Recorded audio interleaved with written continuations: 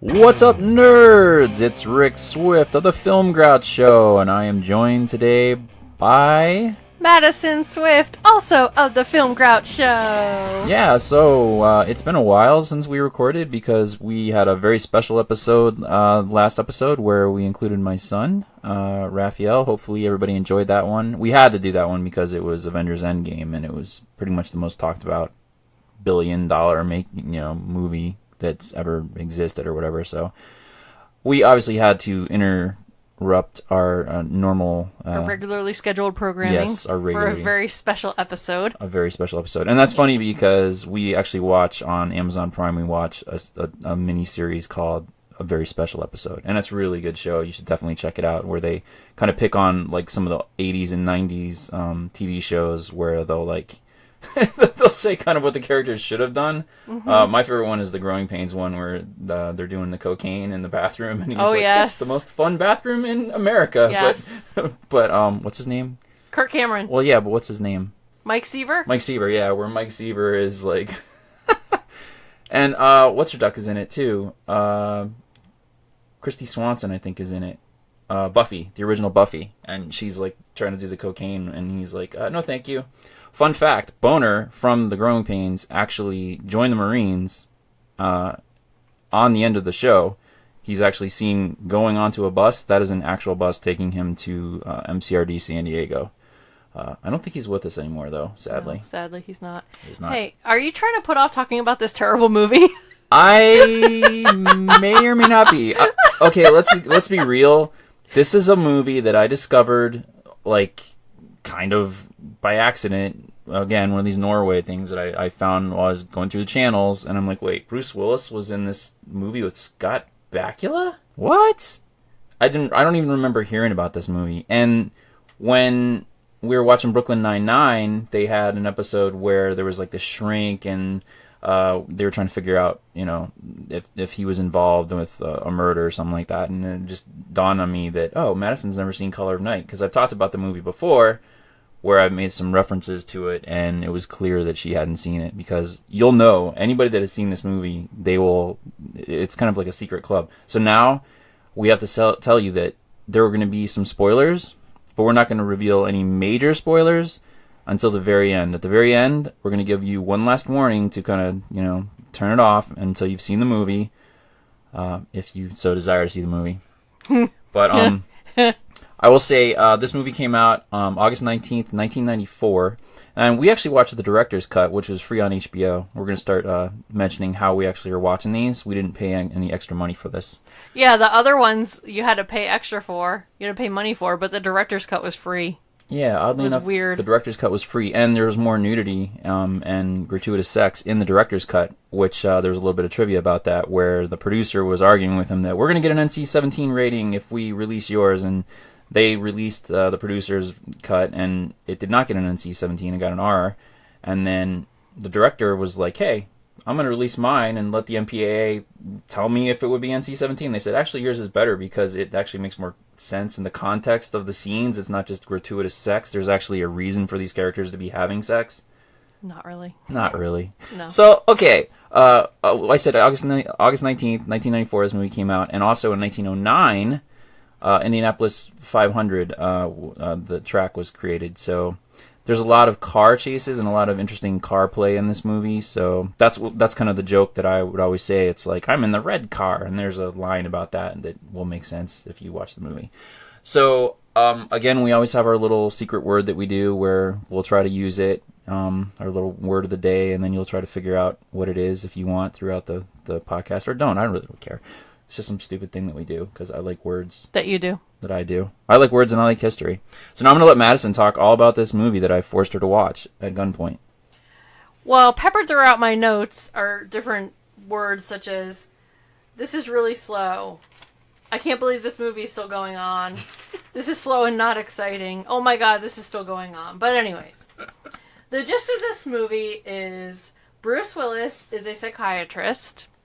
And the movie starts, and he is with one of his patients, and she just up and kills herself. Yeah, can I tell you that I actually hate this actress? I don't hate the actress. Like I'm sure like if I, knew her in real life, she's probably a wonderful human being, but she was in ER. Yes. And she played the most annoying character in ER. Yeah. That I wanted her to kill herself, and she was didn't. Dr. Lewis's sister, who kept giving Dr. Lewis all sorts of grief. Oh, that's right. She was the sister. The pregnant sister. God, I hated her character so much. Yeah. Sorry. Poor Dr. Lewis had to take care of her. Didn't Dr. Lewis get stabbed? Was she the one that got killed? No. That was Lucy. Okay, the one that was on Life Goes On. Yeah. Okay, that wasn't Dr. Lewis. See, I don't know much about ER. That was Dr. Lucy Knight. I just remember Anthony Edwards died on it, and I was like... That was a very sad, upsetting episode. I was like, this guy can't buy a break. He's Goose, he dies in Top Gun, and there's no Maverick with the dog tags in the ER one. He was, oh man, I think I stopped watching it after that. I'm like, I'm not watching this show anymore. I loved ER. But I hated that character. Speaking of ER, besides the one actress who played Chloe, also in this movie was Eric LaSalle, who played Dr. Peter Benton. He had a very small part, though. He only had a few lines in this movie. Yeah, and it was funny because I listed him as like somebody we should know. Yeah. But I think it was right at the moment of his career where maybe people might finally start knowing who he was, because yes. ER was 1994. So. Well, that's when ER started. Oh, well, there you go. Yeah. Okay, so Bruce Willis's character, Dr. Kappa, is with his patient and she kills herself. Spoiler alert. Well, it's the very beginning of the movie. It's how the movie begins. Yeah, we won't mention... Do we mention how she kills herself? She jumps out the window. Yeah, I guess. What the hell? In a New York high-rise. Yes, it's in New York. It's a big... That's where the movie starts. Yeah, it all starts in New York. Ooh. So, he's so traumatized by his patient's suicide that he suddenly becomes colorblind. He can't see the color red anymore. Yeah, he can't see the color red. Right, which I did not give away in my Twitter hints when I was trying to let people know which movie we were watching, because that... If you've seen the movie, you would know immediately. Oh, that's the movie with Bruce Willis where he can't see the color red. Yeah, so on my notes it says, I can't tell their relationship. I wrote down therapist, friend, or couple. So then I circled therapist when I figured out that he was her therapist. And then she jumped and he cried and then he became colorblind with a question mark. Because I was just so dumbfounded at the events that took place at the beginning of this movie. And then I also wrote that we see Bruce Willis with hair. Because, as we know now, Bruce Willis doesn't have hair. He wears a lot of hats. Poor guy. Yeah. Well, he's a billionaire or whatever. Then, he flew from New York to L.A., which, if you know, he does this in another movie. Yeah, there's a little movie that Andy Samberg is a giant fan of. As well as Madison Swift. Yeah, going back to the Brooklyn Nine-Nine. Die Hard. Die Hard. Die Hard. To visit his friend, who is also a therapist, that's played by Scott Bakula, Dr. Bob Moore.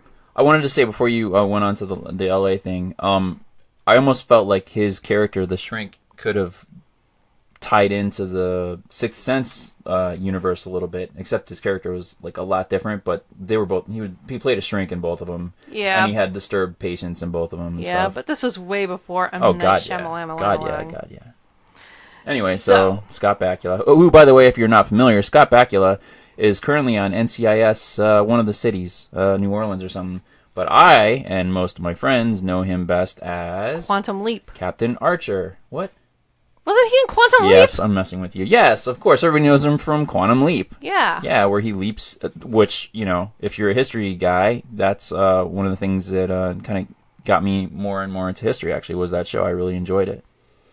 So yeah, Scott Bakula plays this Shrink in L.A., and he's a lot more trendy kind of guy.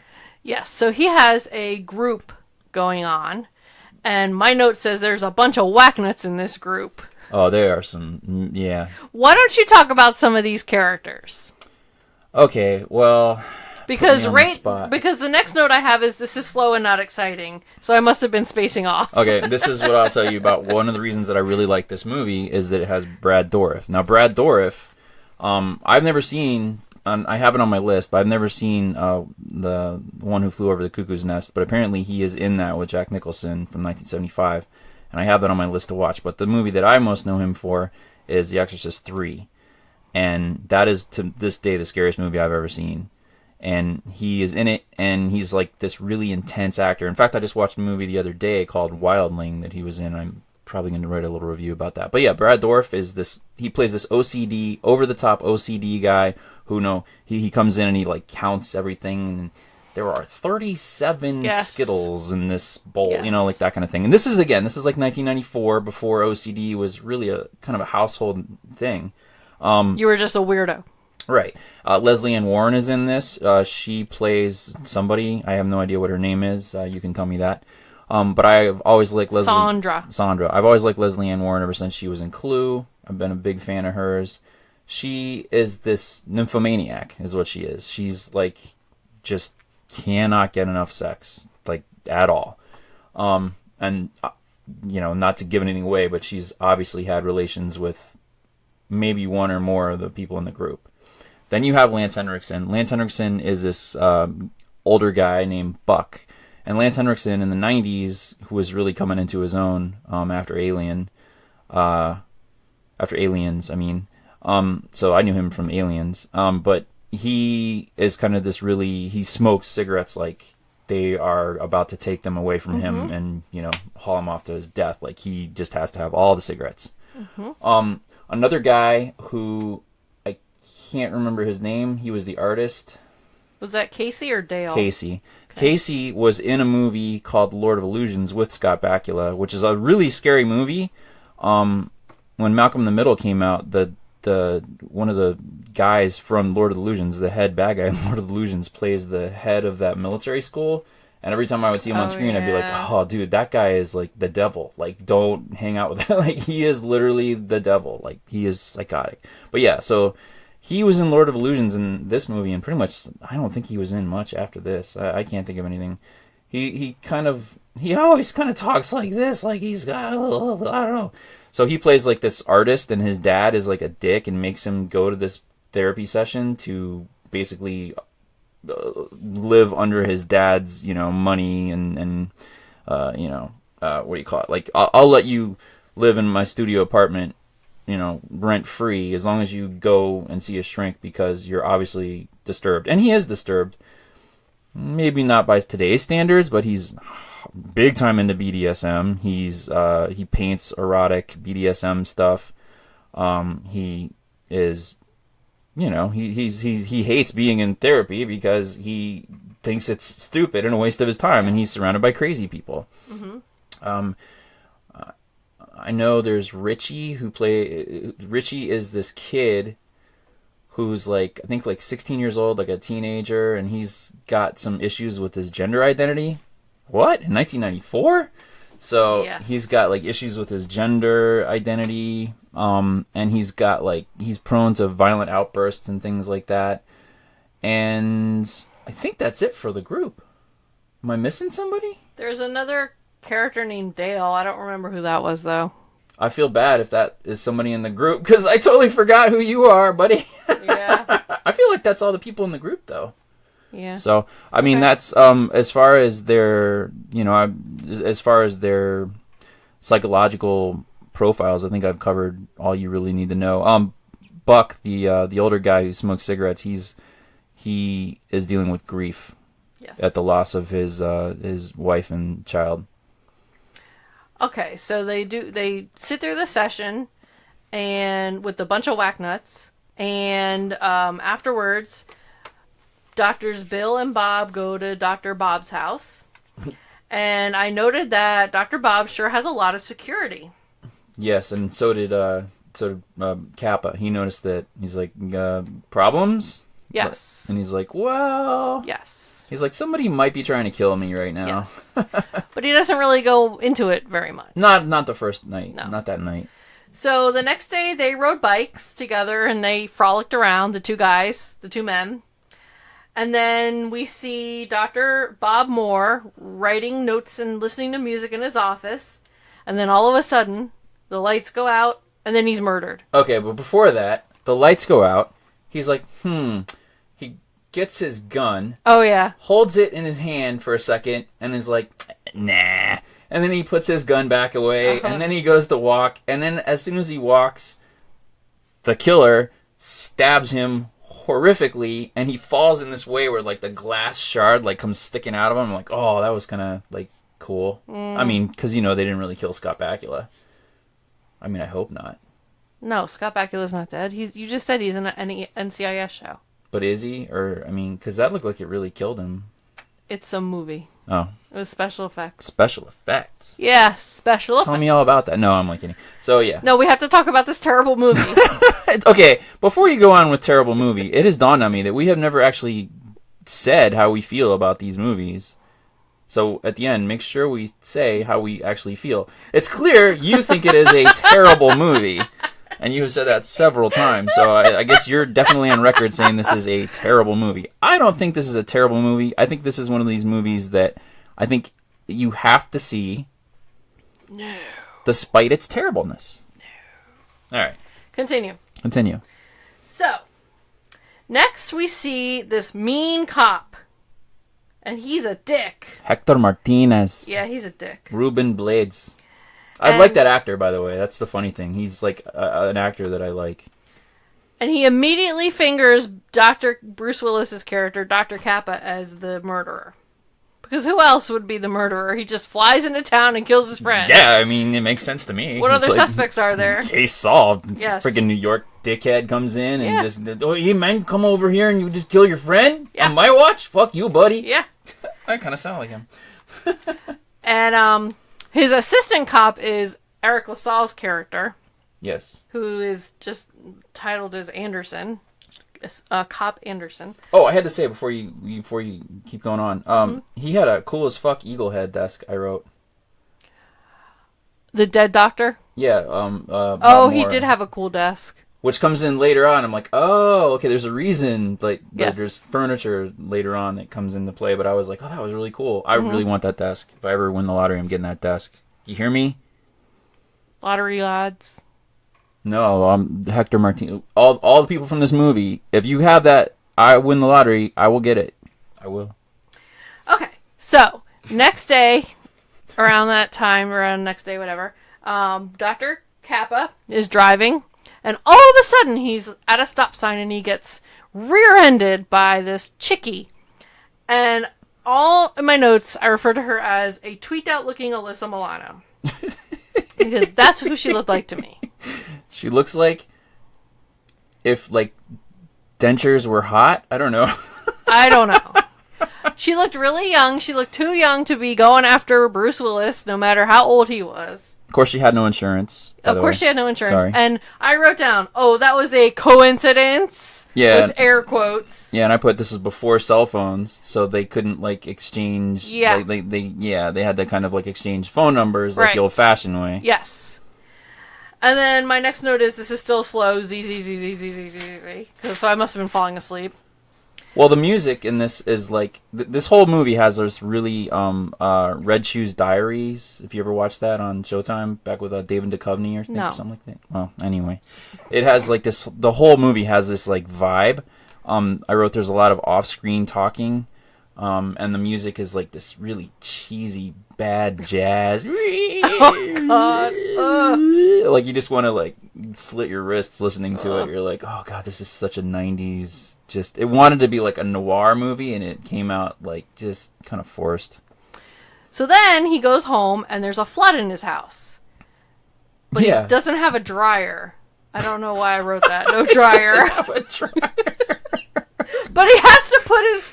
there's no dryer for the clothes, so he has to put his clothes on a weird sculpture to dry them. Oh, okay. I'm glad you put that in your notes. I mean, that is like... People, make sure you remember that critical... Yeah, that is totally... So then tweaked out Alyssa Milano is back. I didn't remember her name, that's why I kept referring to her as that. Her name was Rose. Okay, Rose, sorry. And they go out to dinner, and then my note says, blech, and then suspicious. Clearly, I didn't like this character. Blech, suspicious. That's like, yeah. Okay, are we... does he know about his friend yet? Whose friend? Does he know about Bob yet? Oh, yeah, he was confronted. Yes, yes. So he's going to tell the group. That was the detective's idea, was that he tell the group. Because he's like, if it's not you, go to the group.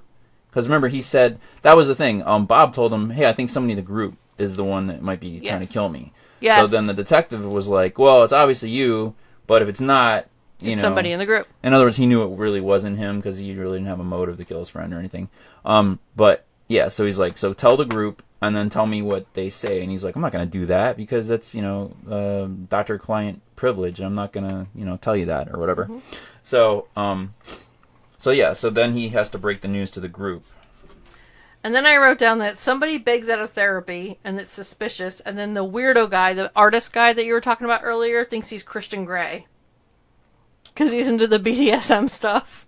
Yeah. He also breaks the news about Bob and about the suicide. He mentions why he's also in town. Yes. Because he says, I'm kind of going through something because I lost a patient. Yes.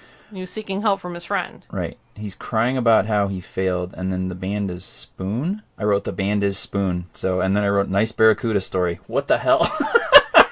This is the problem with when you have a break from when you watch the movie and you record.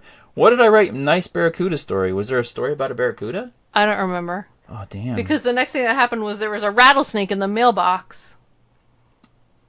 Yeah. Not yet. Well, I don't know, because that was my next note.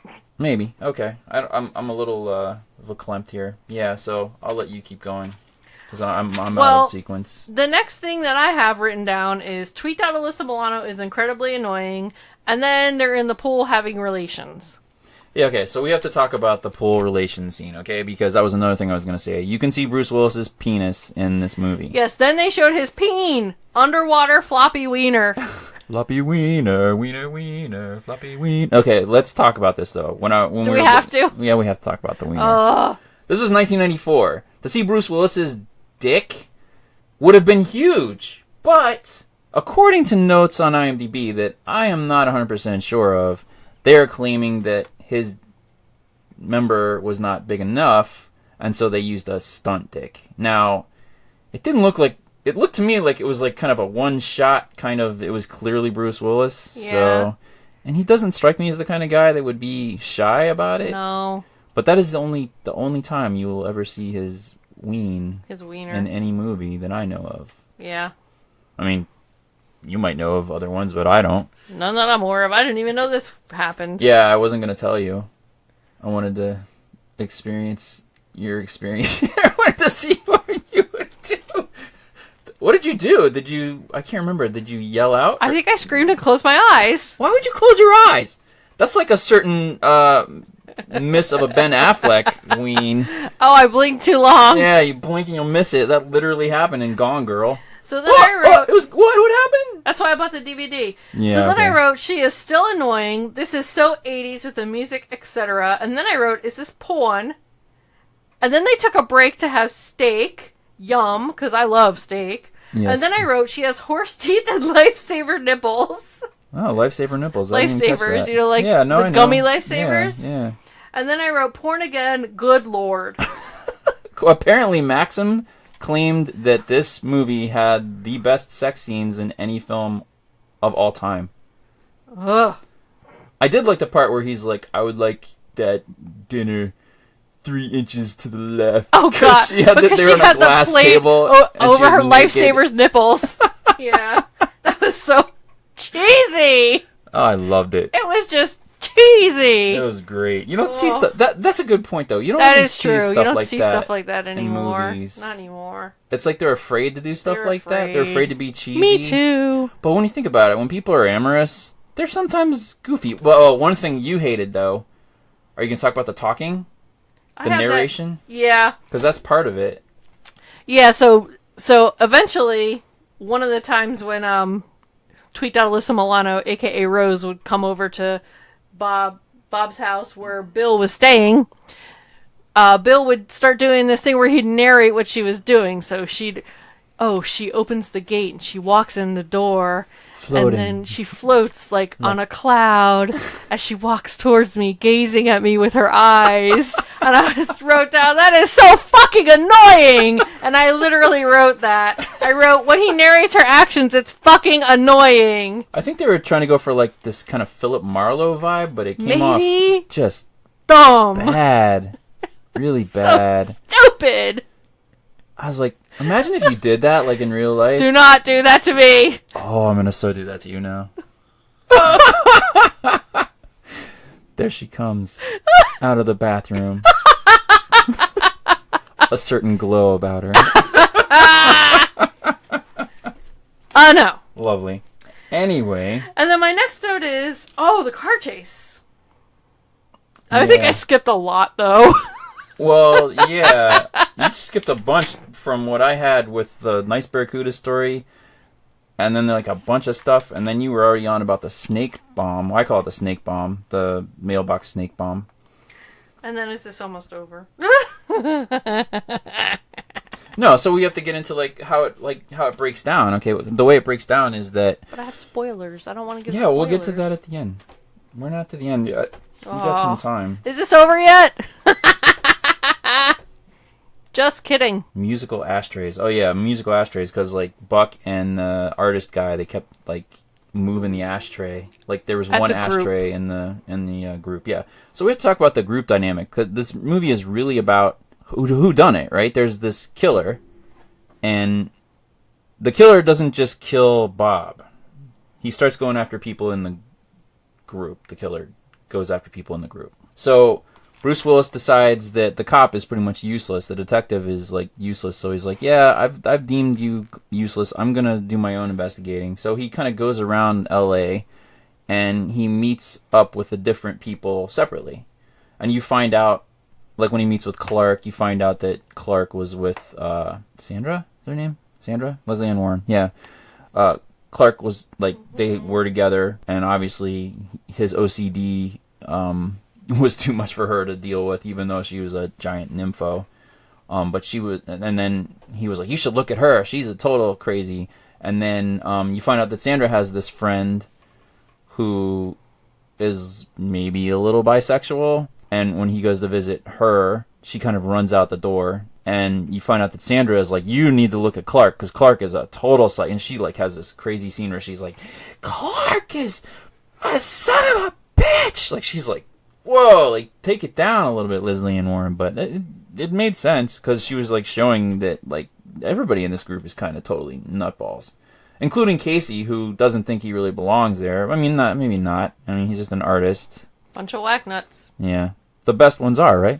So then he goes to, he visited Clark, he visited Sandra, he visits Buck at one point. So he visits, everybody in the group. Oh, and then he finds out that Richie, because he's a minor, he has to go talk to Richie's older brother, who is his ward, right? Yes. So he kind of tells him why Richie is there, and that he's had trouble adjusting, and because their parents died, I guess, because if the older brother's the ward. Just some stuff about, where in the past he had a doctor, and the doctor was not good to him, and messed him up a little bit. So that's why Richie is where he is. And I think, yeah, the brother really wants Richie out of the group, and he wants the doctor to sign off on letting him get the hell out of the group, because he's like, this is a waste. I don't want my brother in this group. It's doing more damage than it is good, and I want him out.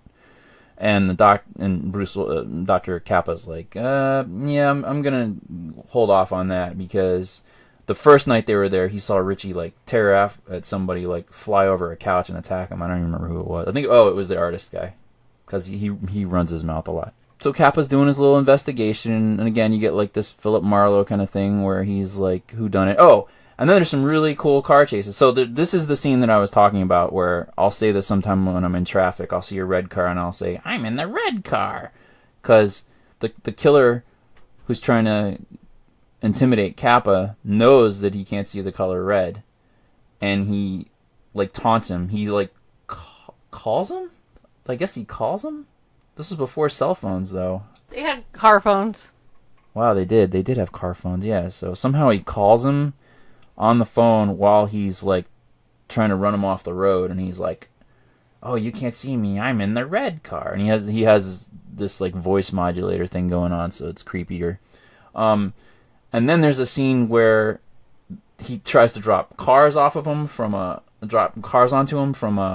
parking platform, which is actually really cool, because it's that's a pretty ingenious way of murdering somebody. Just drop a fucking car on him. And then he tries to get him to crash onto a train, But then Bruce Willis like pops it into reverse and kind of pushes him back, and he's like, I'll fucking take you with me," that kind of thing. And so there's a little bit of action, but other than that, this movie could really have been a play. There was 5 minutes of action and 2 hours of snooze. There was some boobs and stuff. I don't care about that. Well, you got the peen. You got the 8/millionth of a second of peen. Yeah. 8/millionth of a second of a floppy underwater wiener. But it's John McClane's wiener. So what? I'd rather see him shooting guns at bad guys than see his floppy underwater wiener. Oh, shooting guns. Should I mention my Bruce Willis story? No, keep going. One of my podcasts, just to make you people listen, I will mention a very interesting story about Bruce Willis and the Marines when I was at Paris Island. And I'll leave it at that, because Madison is literally looking up at the ceiling with her mouth open and her eyes closed, saying that she is falling asleep. Oh, he also finds out that Buck is a cop, or was a cop. Yes, Dr. Benton drops a bombshell. Dr. Benton. Eric LaSalle's character. Oh, Jesus. Yeah, he tells him, oh yeah, they used to be partners. Buck and Hector Martinez. And the Dick cop. Dick cop. He used to be partners. And, you know, he was with his wife, man. And it's like, oh, man. They were driving through a bad neighborhood. Yeah, and then his wife and kid got murdered. And he pretty much thinks that he blames himself and everything. But then you find out that, I don't want to give away what happens with that, I guess, until we get to the major spoiler section. Mm-hmm. So now Kappa has discovered that the detective has been recording all the conversations, and he's like pissed about it. He's like, "You son of a bitch!" And that's when everything like culminates into this big moment of it's time to find out what's really going on. But he still hasn't talked to the artist guy yet, so he goes to talk to the artist guy. He needs help. He does need help, but now this is a bit of a spoiler. This is a major spoiler, actually.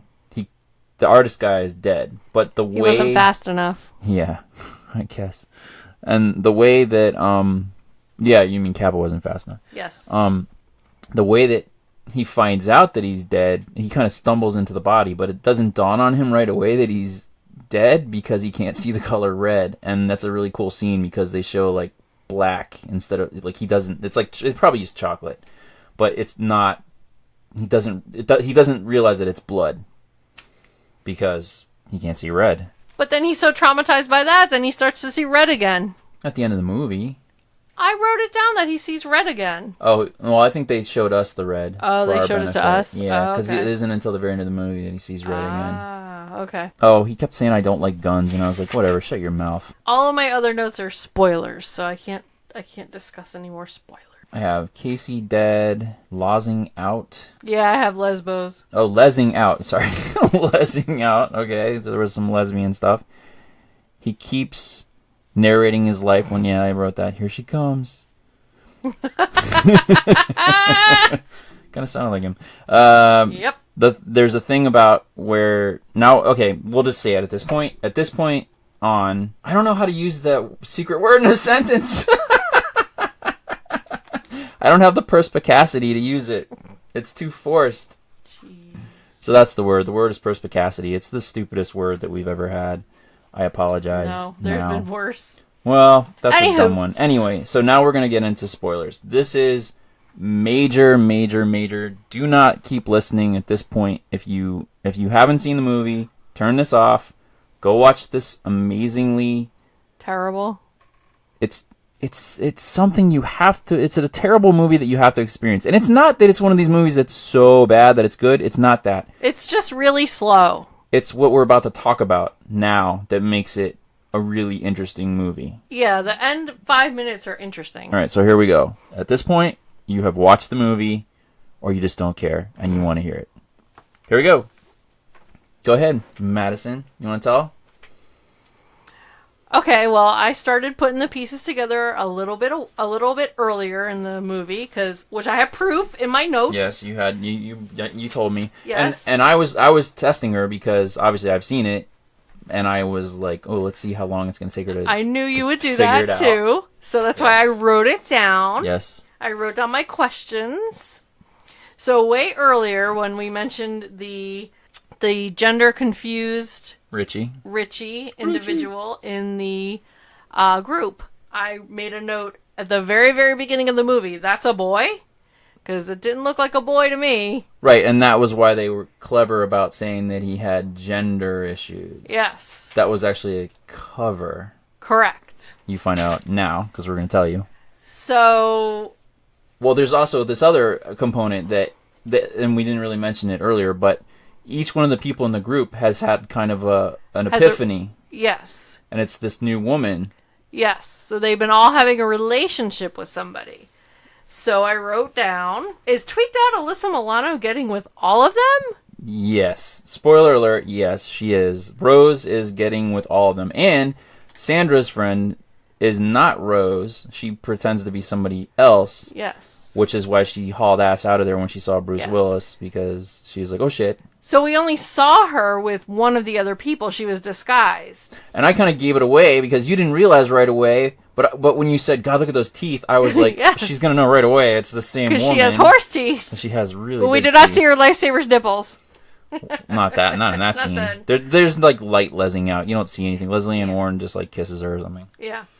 So Rose was having relationships with all of them because she had split personalities. Right, and this is what I thought that was really cool how they revealed it, where where OCD Clark finds that one of the books was missing. Yes. Because he's like, there were 58 books. Yes. And then all of a sudden it dawns on Kappa, wait, there's a hidden, because probably he knew that trick from when they were in college together, because they were really good friends in college. Right. So maybe that was like a little bit. So anyway, so in the notes there's a reveal about this person is a psychopath, pure whatever, evil or whatever. Yes. And it's Rose that Scott Bakula has been writing about. Yes. And then it dawns on him that he needs to like get away, but then we find out that it's not Richie really. And it's not Rose who's the killer. It's their older brother. Dun dun dun. And he's played by. I don't remember his name. Is that Dale? Maybe that's Dale. What's the actor's name? If you tell me his name, I might know. Andrew Lowry? Please pause for a moment while we research some shit. Andrew Lowry? Let me see his face. There is no picture of his face. Everybody has a face, Madison. He doesn't have a face. He has a face, Madison. No, he does not have a face. You are wrong. He looks to me like the guy from The Last Starfighter, but I know it's not him. Picture has no face. Oh my god, he has no face. I told you so. How can he have no face? I think it was Dale, though. Yeah, it had to be Dale. Right? Anyway, the older brother. It was the older brother doing the killing the whole time. Right, now this is what happened. Back in the day, his brother, Richie, was going to see a shrink. Right. The shrink was doing bad things to Richie. Richie killed himself. Right, because he couldn't handle it. So then he made Rose dress up like Richie. Right, he just stepped, because when you find out the big reveal, you find out that she's like, well, he just made me wear the clothes and he just started calling me Richie, and every time I said I'm Rose, he would punch me in the face. So eventually I learned I'm Richie, which, if you've ever seen Sleepaway Camp. Exactly. And that is why, just like Sleepaway Camp is not the greatest movie in the world. Do you see what I'm saying? Yes. It's not the greatest movie in the world. Yes. But it's one of these movies that everybody has to see so that they can have a point of reference and they can be like, oh, what a twist. Exactly. But it's still not over, because when you find out that Richie, Rose, whatever, she's obviously a total victim too. And when you find out what her brother has done to her, he's got her nailed by her hands. He's got her the ground, nailed. No, to the chair. To the chair, yeah. Yeah, it's horrible. Right, and she has other split personalities. So all these other people that she's been dating, relationships, have been other personalities. Right. So she's a very disturbed individual, which is really sad when you think about it. Oh, it's totally fucked up. She's really sad and crazy, and she needs a lot of help. Yeah, I mean, and there's maybe a message in there about letting shrinks get a little too. Because you think about it, Richie, the real Richie, killed himself because of what his doctor was doing. Right. Kappa was really flippant with ER lady, and was Yes. kind of like, yeah, you're not going to kill yourself or whatever. And then she did. You got all these other people in the group that give a lot of, when you go see a shrink. There has to be professionalism. Yeah, but I mean, you have to. I don't know. I'm probably getting a little off topic, but you have to realize that you're letting somebody into your life that can really fuck you up. They can manipulate you really easily because they know how. Yeah. They know how to do it. But yeah, I mean, there's the victims in this movie are Bakula, Yes. the artist, Yes. and Rose. Yes. Does anybody else die? I mean, Buck's wife and kid, but that was all before. But yeah, like I say, this movie, you could totally do this movie as a play. Yes, Because it would make a good play. There's 5 minutes. But they of could action. chop out a lot. Oh God, yeah, yeah. A lot. Like I could see adaptations of this. Yes. If they're. In fact, let's face it. This is probably not the first time something like this has been done because Sleepaway Camp did it back in the '80s and probably way back in forever. Probably back to like Shakespeare time. Yes. What was that one? 12th Night or the one of them where it turns out that the guy was a woman the whole time or something. I don't know. Anyway, so that's why I really wanted you to watch this because it's one of these movies that I feel like everybody should watch because of when it comes to mysteries, I can usually see everything coming from a mile away. And I like to be surprised and I like to be like not at ease and I don't like it to be easy for me to determine what's going on. And even when I like the first time I saw Richie too, when I was watching it, I was like, okay. And then the teeth, I was like, this is the same woman. Like it dawned on me it's the same woman. But they were really careful about not showing Richie talk a lot. Right. He always talk like that, and he never covered up the horse teeth. Right, and he covered his teeth a lot. Yeah, so they did a good job of like camouflaging that. But I was also more interested in the other characters. So Richie almost became like an afterthought. Right, like a background character. Right. Oh, I forgot to mention the whole thing about the furniture. Her brother makes really bitchin' furniture. He made that eagle head desk. I mean, not really. That was an actor. The character did. The character would have. So I don't know what furniture shop made that stuff, but like Scott Bakula's bed had like this crazy like thing going on too. I wrote down in my notes something about like, oh, that's a nice headboard.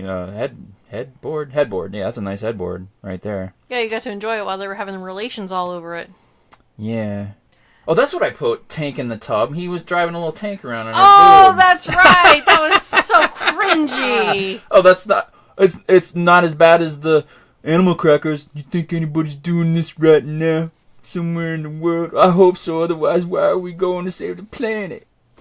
That was the worst Ben Affleck. I don't know. It turned into John Travolta, but I just kept going with it. It felt right, you know? Sure. It felt right. I prefer the Armageddon in sync version, but anyways. Okay. Of course you do.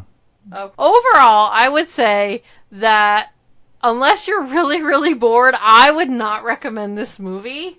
Unless somebody forces you to watch it because they hate you. I don't hate you. I love you, Madison. Thank you. I would never punch you. I know. I would never punch you and make you like be a guy or something like that. Thank you. Okay, so now are we going to talk about your she pick? So now let's give some hints to the folks so they can guess. I don't know what her pick is either. Not yet. My she pick is also going to be a mystery, but it's a mystery that came out last year. And it stars one of my favorite actresses and also one of my dad's favorite actresses. Oh, I know right away now what it is. Okay. All right. I know what it is. They might not know it, but I know right away. I actually do want to see that. It was good. I took myself to see it on my birthday last year, and I had the theater all to myself. It was pretty sweet. It was a bit on the afternoon, and it had been out for a while. I was about to say, that's a ringing endorsement. It was Friday night, opening night. I had the theater all to myself. Okay, Excuse me. I will say... No, it was Monday afternoon. I will say, my dad and I saw a movie that came out opening weekend, and we were literally the only people in the movie theater, and it was Yellowbeard. I've never heard of that. Is that about a pirate? Yeah, it's actually a Monty Python. Oh. It's not like mainstream Monty Python, but I think it was Terry Gilliam. But it's actually not as bad. I like a lot of bad shit, obviously. Clearly. Yeah, right? So it's like I always say, when Homer Simpson became a food critic, that's how I am as a movie critic. because I like everything. There's certain things that I'm like, I hate this. This is terrible. But it takes a lot for me to just really hate a movie. I can find good in anything, I guess. I will say I like a lot of questionable movies as well. Yeah. Well, one of the things that they said on the trivia was, while this bombed in the box office, it was the most rented movie in 1995. Back when people rented movies at Blockbuster and Video Warehouse and all those wonderful places. That was my ring, sorry. Maybe they wanted to see Bruce Willis's floppy underwater peen. Man, I gotta tell you though, Jane March, she's not bad. So she looked too young. She looked like a child. It was disturbing to me. Well, he's 18 years older than her, I guess, in real life too. So, yeah. Oh, and you also found out Scott Bakula was with her. That was when Bruce Willis figured it out. That's right. He did mention that he was seeing someone, and I had written down, who is he seeing? Was it her? And it was her. Yeah, and I kind of re-watched it right before this, so I would have a little bit of an understanding of what was going on again. And he's like, "Oh yeah, I'm seeing this great woman." Guys, when they tell you they're seeing a great woman, the first thing they do is, "Here's her picture." You know what I mean? True. Like, but I mean, we have the cell phones now, so I'd be like, "Oh, check her out, yo." Yes. That kind of thing. But it is the 90s, I guess, so people didn't have pictures. He did have pictures of her, though. They didn't have pictures. He had pictures of her in the 90s. But they were too busy riding bicycles and frolicking. Yeah, I liked his little hat. That was like, oh, people don't wear the painters' hats anymore when they ride bicycles. The bicycles. I could ask Brendan about that. Why don't people wear the bicycle hats anymore? American Flyer, bro. Anyway, so that's about a 50-minute conversation that we had on a movie that Madison is upset that I made her watch. I think she secretly is happy that I made her watch this because it had a cool twist. I think because it had a couple cool twists. It was like you found out that a guy was a girl. The girl was forced to be a guy by her psychotic brother who was going around killing people, and she was having sex with everybody in the group. The end. Keep thinking that. Oh, what? Oh, keep thinking. Oh, I thought you meant like, yeah, that's exactly what happened. You mean keep thinking that you're glad that you watched it. Okay, yes. I gotcha. So this has been the Film Grouch Show, and I have been Rick Swift. I have been Madison Swift. Yes, and I would say that I enjoyed this movie for the pure, like, oh, you have to see this movie kind of factor. And Madison thinks it's a terrible movie, and I'm a horrible husband for making her watch it. No, you're not a horrible husband. Obviously, we would like it if you would subscribe and rate us high. You can find us both on Twitter. I am Film Grouch, and Madison is Movie Princess. She does not tweet very much, but that is who we are. You can also find me on Instagram at Film Grouch, and I would definitely like it if you would go to filmgrouch.com and check out our amazing website.